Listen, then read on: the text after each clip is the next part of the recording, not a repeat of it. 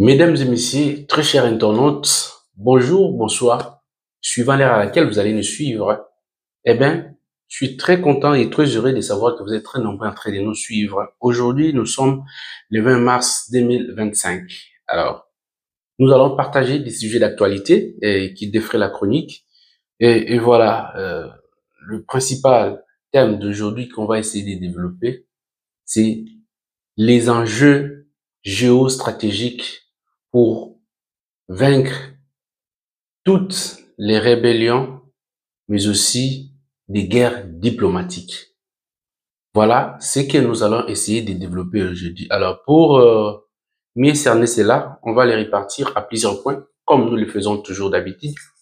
Premier point, on va parler de la, la visite de la Senco en France. Deuxièmement, on va parler pour parler de Luanda, on va parler des positions des groupes rebelles AFC M23. Nous allons parler de la situation à l'est de la République du Congo. Nous allons parler également de l'opposition congolaise. Quelle stratégie? Voilà. Sans tarder, comme vous le savez tous, que la SENCO et les CC ont été reçus par le président français Emmanuel Macron, où ils sont en train de continuer à faire leur périple ou d'après ce qu'ils expliquent, que c'est pour un pacte de paix qui pourra aider la République démocratique du Congo. Ils ont commencé comme ils ont passé par-ci par-là. Je vais pas me répéter, vous le savez déjà, les tours qu'ils ont eu à faire, en commençant par le président de la République, en passant par l'FCM 23, Rwanda, Ouganda et tout le reste. Et voilà qu'ils sont en France et ils vont continuer toujours leur périple. Et du coup, nous allons l'analyser déjà. Voilà. Le fait que pour la Senco ETC ait été réussi par le président français, moi, mon point de vue est le suivant. Je suis certain que ce que font l'Église catholique n'est pas une bonne chose pour la République démocratique du Congo. Premièrement, déjà, en termes de légitimité et de légalité. La République démocratique du Congo est un État souverain, indépendant, mais aussi et surtout laïque. Nous ne pouvons pas voir un groupe de religieux aller jouer le rôle d'un État, circuler partout pour aller chercher comment ils peuvent élaborer, établir un pacte pour la paix, alors que nous sommes dans un État où nous avons une constitution, nous avons des lois, nous avons des institutions établies, mais eux, ils vont faire le tout pour chercher la paix. Pendant le moment où le problème de la République démocratique du Congo ne sont pas des mythes, ce sont des choses très connues et connues de tous, et des réponses, des solutions aux problèmes sont connues. C'est question de bonne volonté et la pratique de ce que l'on veut, c'est ça la solution. Mais déjà, quel est le statut de la SENCO SCC? Ce sont des associations, en réalité, qui sont régies par la loi. La loi de 2002 et dit clairement que des associations sans but lucratif, des confessionnels des droits congolais et des confessionnels des droits étrangers. La loi dit que ce sont des confessionnels des droits étrangers qui devaient être mis en première position et eux en deuxième position.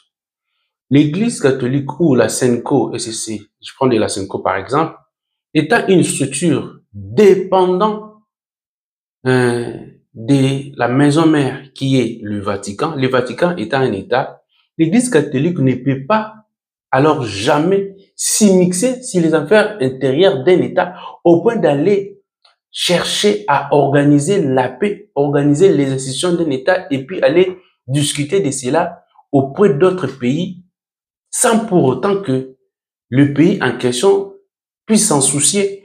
Moi, je pense qu'il y a effectivement un problème. Nous avons longtemps laissé à la SENCO et le CC cette liberté de pouvoir décider à la place de l'État. Cela fragilise l'État en réalité, puisque nous sommes en train de faire face à une agression rwandaise. Cette agression rwandaise au début, c'était seulement des simples slogans. Et puisqu'on n'avait pas assez d'éléments là-dessus, bien que c'était une réalité, les Rwandais avaient la facilité et la latitude de pouvoir démentir cela, réfuter cela, puisqu'on ne pouvait pas prouver.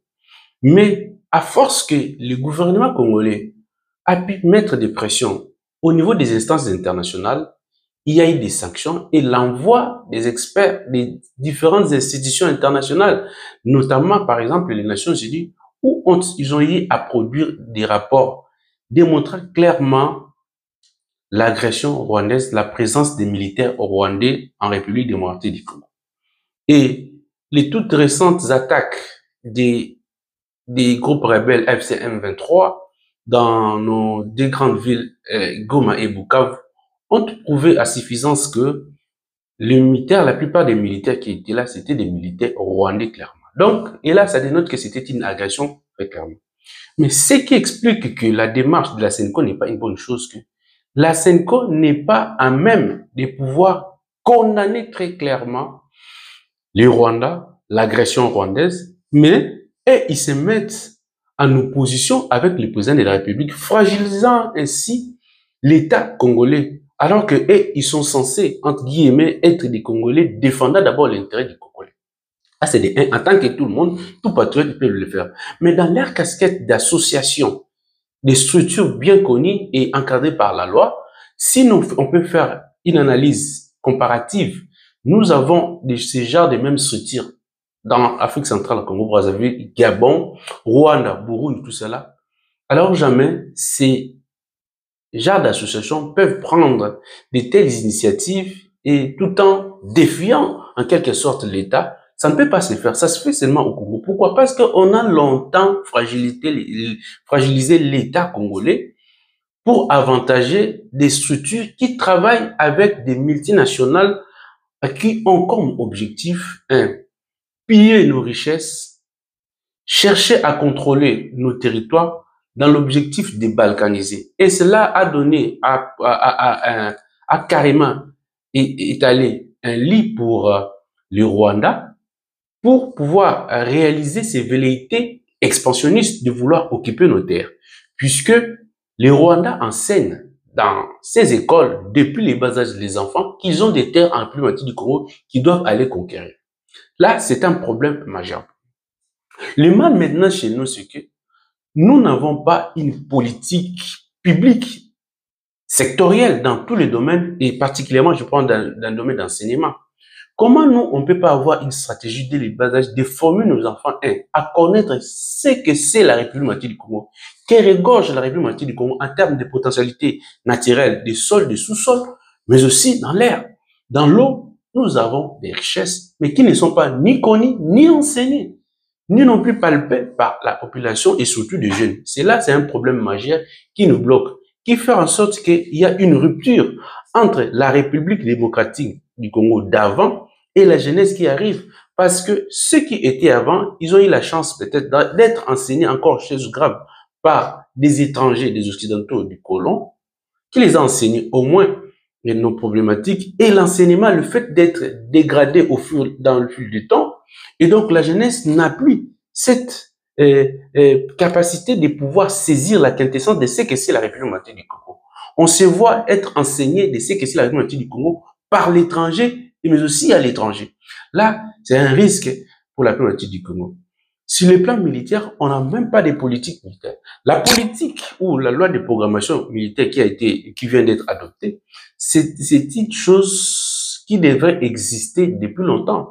La République du Congo a plus de 60 ans d'indépendance, mais on n'a pas eu à pouvoir organiser des choses. Au point que les régimes passés nous a fait passer beaucoup plus de temps, mais sans pour autant restructurer l'armée. La preuve, c'est que l'armée congolaise a été infiltrée au plus haut point, au plus haut sommet de l'État, au plus haut sommet de ces structures, notamment des généraux, tout ça là, le commandement militaire, au point, nous avons même eu des Rwandais, des chefs d'état-major de la République du Congo. Donc, cette situation, vraiment, c'est un risque pour nous et nous devons prendre conscience. Lorsque le président de la République, qui venait d'arriver à peine en 2019, le président Tshisekedi, il a eu cette volonté de vouloir aider le pays à pouvoir aller de l'avant. Mais nous voyons qu'il y a des couacs, en commençant d'abord par les gens de l'FCC qui ont voulu l'empêcher. Moi, je me pose la question quand les gens cherchent à ne pas comprendre cette réalité que Tshisekedi ne fait rien. Soyons francs et soyons vrais. Comment est-ce possible qu'un président peut travailler qui vient d'arriver dans une circonstance où il y a des gens qui, au lieu de travailler pour la République démocratique du Congo, ont pu travailler pour leurs propres intérêts personnels. Nous avons eu des entreprises nationales congolaises qui ont été détruites et on a vu naître des entreprises privées de même nature. Nous avons par exemple l'ONATRA qui n'existe presque plus, mais nous avons par exemple du port privé des individus qui étaient des dirigeants de ces pays ici. Nous avons des eaux qui sont presque inexistantes. Nous avons vu naître des eaux des privés.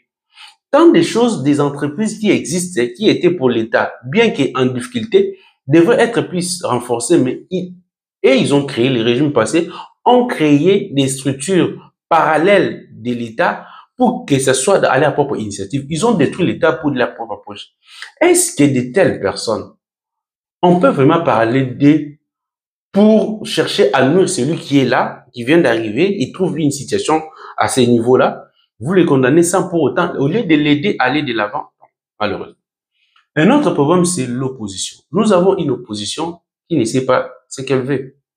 Une opposition qui est animée de personnes de même genre, des personnes qui ne se battent que pour leurs propres intérêts.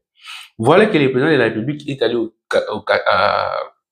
Qatar, bien à l'insu de tout le monde, ce qui est normal, c'est une visite d'État, pendant des périodes de guerre, ça devait être plus secret, pour que nous puissions voir cela. Cherchant des voix de paix, nous voyons maintenant des voix qui s'élèvent à l'opposition pour critiquer cela, qu'il va uniquement pour défendre ses propres intérêts.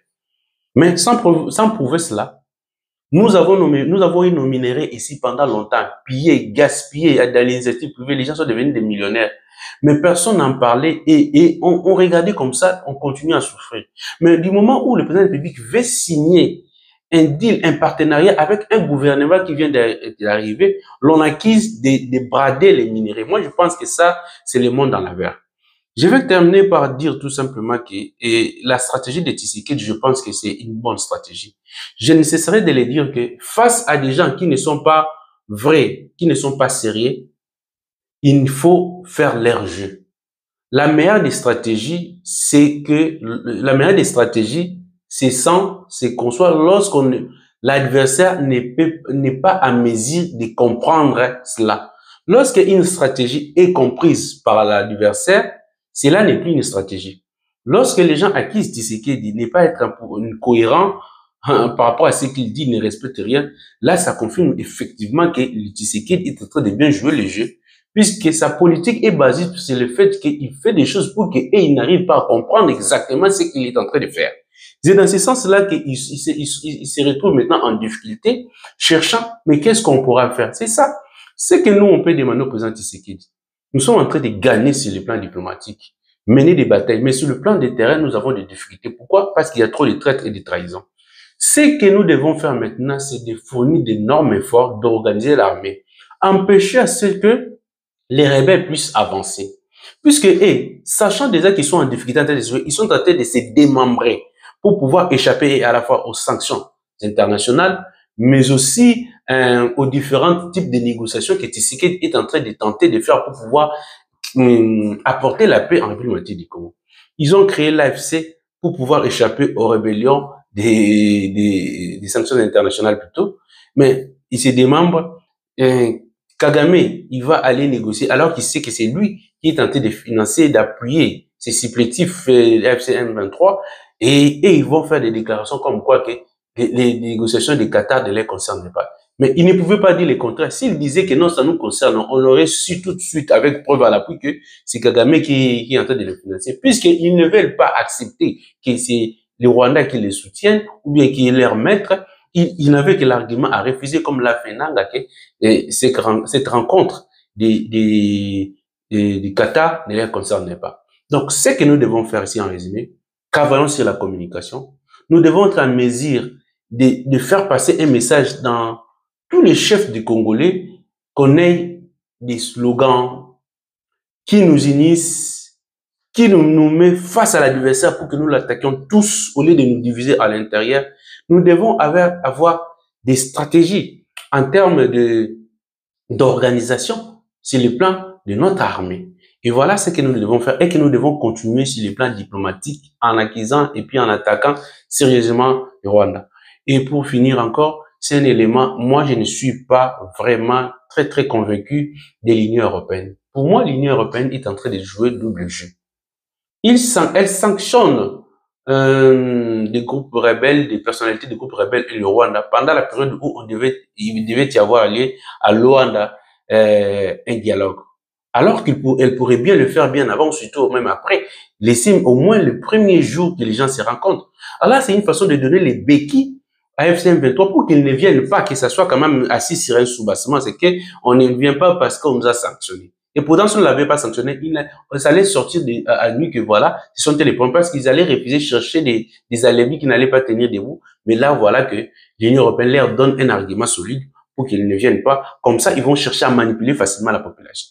Mais moi, ce que je peux demander à la population, d'ouvrir l'œil et le bon, de comprendre que nous sommes en train de faire face à la survie de l'État. On ne veut pas que la République puisse continuer à exister. Et nous devons nous battre. Mettons nos problèmes de côté, battons-nous d'abord, tenons-nous main dans la main, chassons d'abord l'ennemi, demandons aux rebelles, surtout à nos compatriotes qui sont à l'intérieur, d'accepter d'aller d'abord se cantonner. S'ils se battent vraiment pour la population, qu'ils se cantonnent d'abord, qu'ils suivent le processus de Nairobi, qu'on négocie, qu'on nous mette sur la table leurs revendications, comme ça on va les voir, comme qui dirait que ça pourrait même passer par référendum, comme ça sera une très bonne chose. Voilà ce que je pourrais dire aujourd'hui. Je pense que on va revenir encore pour donner plus de détails et continuer d'autres sujets. Faute de temps, on va se limiter là. Mesdames et messieurs, je me présente. Moi, je suis Guilhem Ikobi-Kwete. Je suis juriste de formation, expert en politique publique et en stratégie de développement, chercheur, diplômé en ressources humaines, mais aussi négociateur. Je suis très heureux de savoir que vous êtes très nombreux pour nous suivre. Nous vous demandons que nous avons des difficultés pour protéger nos vidéos parce qu'il n'y a pas assez de j'aime. Nous vous demandons de mettre assez de j'aime pour nous. C'est tous ceux qui nous suivent, qui trouvent que nous apportons quelque chose, ou soit qui veulent nous soutenir, appuyer sur des j'aime, partagez nos vidéos pour une large diffusion. Ça nous fera énormément plaisir. Ça pourra nous aider à pouvoir continuer à faire ce travail. Et donc, nous vous demandons de vous abonner, de cliquer sur la cloche de notification et de continuer à partager. Quant à moi, je vous souhaite toutes les bonnes choses du monde, que Dieu vous bénisse et je vous dis à la prochaine.